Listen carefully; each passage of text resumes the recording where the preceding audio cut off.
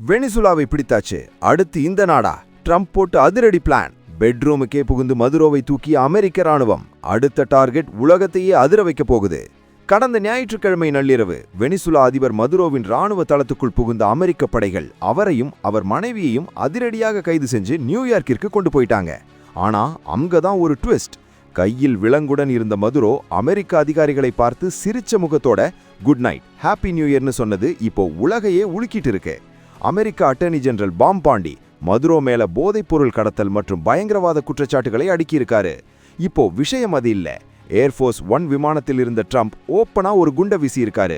Colombia நாடும் பாழாகி போச்சு, அங்கேயும் ஒரு தீயவர் ஆட்சி நடக்குது, அது நீண்ட காலம் நீடிக்காதுன்னு சொல்லியிருக்காரு. செய்தியாளர்கள் அப்போ கொலம்பியா மேலையும் அட்டாக் நடக்குமான்னு கேட்டதுக்கு ட்ரம்ப் அது எனக்கு நல்ல ஐடியாவா தெரியுது, செய்யலாம்னு சொல்லியிருக்காரு. அமெரிக்காவின் இந்த அதிரடி ஆட்டம் எங்கே போய் முடியும்? அமெரிக்கா அடுத்தடுத்த நாடுகள் மேல ராணுவ நடவடிக்கை எடுக்கிறது சரியா தப்பா? உங்க கருத்தை கமெண்ட்ல சொல்லுங்க.